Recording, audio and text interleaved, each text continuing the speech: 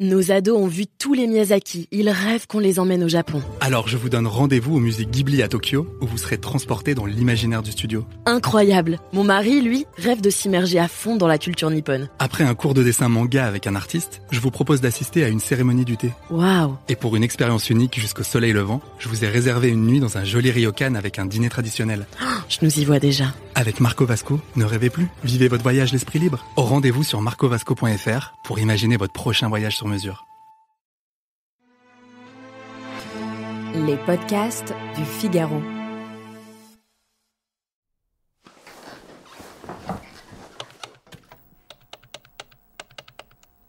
C'est parti pour une nouvelle vidéo sur All Star. Aujourd'hui, on va faire le concept de l'imposteur. Quand je suis le soir à la maison, j'ai un petit rituel.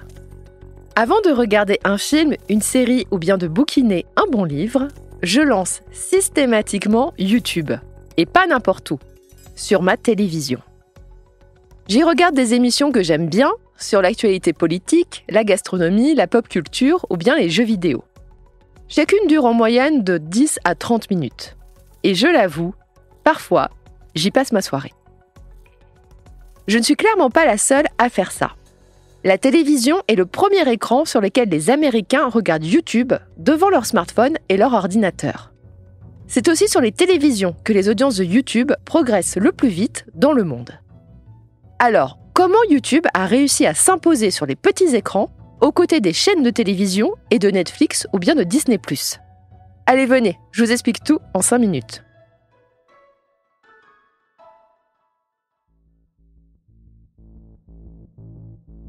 La première raison, c'est la facilité avec laquelle on accède à ce service vidéo sur sa télévision.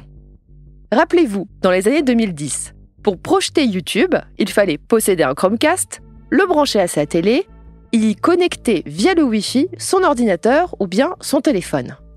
Ça n'était pas facile à faire, les connexions plantaient souvent, bref, ça n'était pas du tout un usage grand public. Et puis, les décodeurs télé des opérateurs télécoms ont commencé à proposer des applications YouTube. Déjà, ça devient plus simple. Ensuite, YouTube a fait son apparition sur les téléviseurs connectés. Dès qu'on les allume, la plateforme vidéo apparaît en grand sur l'écran d'accueil aux côtés de Netflix ou bien de Canal+. Et pour encore plus de simplicité, les boutons YouTube ont fleuri sur les télécommandes. Niveau d'effort, minimum. Bref, accéder à YouTube sur sa télévision, c'est devenu pratique et facile. Et on y regarde des vidéos qui ressemblent beaucoup à de la bonne vieille télé. Selon l'entreprise, la moitié des visionnages sur une télévision sont consacrés à des vidéos YouTube qui durent plus de 20 minutes. Il faut dire que YouTube a tout fait ces dernières années pour pousser les créateurs de contenu à faire de plus en plus long. La principale carotte, c'est la publicité. Je me rappelle très bien du jour où YouTube a décrété, il y a environ une dizaine d'années, que seules les vidéos de plus de 10 minutes pouvaient avoir des coupures publicitaires. Tout d'un coup, les créateurs se sont mis à délayer leurs propos et à faire du remplissage comme jamais pour atteindre ce seuil fatidique. Depuis, les chaînes à succès sur YouTube se sont largement professionnalisées et elles emploient de véritables équipes de production. Les stars des ados, comme par exemple Squeezie, multiplient les formats de divertissement comme les jeux, les cache-cache, les « Qui sont les imposteurs ?», qui pourraient tout à fait passer à la télé. On a aussi vu fleurir ces dernières années des talk-shows, comme par exemple Popcorn de Domingo. Bien des nouveaux médias, comme Blast par exemple, se sont fait connaître grâce à une multiplicité d'émissions YouTube sur la politique, l'écologie ou bien l'économie. Les médias traditionnels ne sont pas en reste. Arte diffuse par exemple ses documentaires sur YouTube. Et vous savez quoi ? Les émissions du Figaro TV sont aussi disponibles sur cette plateforme. Et que dire de Kaizen, le documentaire de 2h30 de l'influenceur Inoxtag sur son ascension de l'Everest. Au moment où j'enregistre ce podcast, ce film a atteint les 34 millions de vues sur YouTube et il a même reçu les félicitations du patron de la plateforme.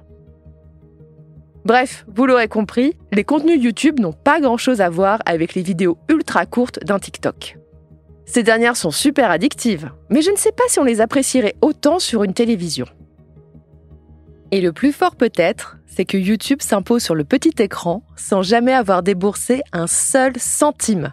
pour acquérir ou bien pour produire les programmes de qualité que mettent chaque jour en ligne les youtubeurs. C'est un sacré tour de force que doivent envier bien des chaînes de télévision.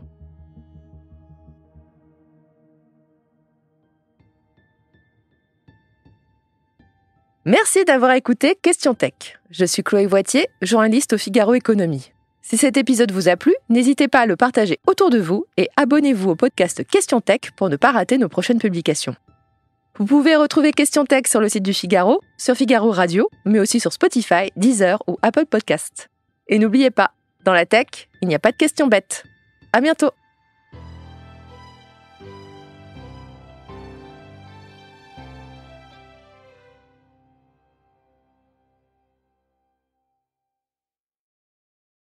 Nos ados ont vu tous les Miyazaki. Ils rêvent qu'on les emmène au Japon. Alors je vous donne rendez-vous au musée Ghibli à Tokyo, où vous serez transporté dans l'imaginaire du studio. Incroyable. Mon mari, lui, rêve de s'immerger à fond dans la culture nippone. Après un cours de dessin manga avec un artiste, je vous propose d'assister à une cérémonie du thé. Waouh. Et pour une expérience unique jusqu'au soleil levant, je vous ai réservé une nuit dans un joli ryokan avec un dîner traditionnel.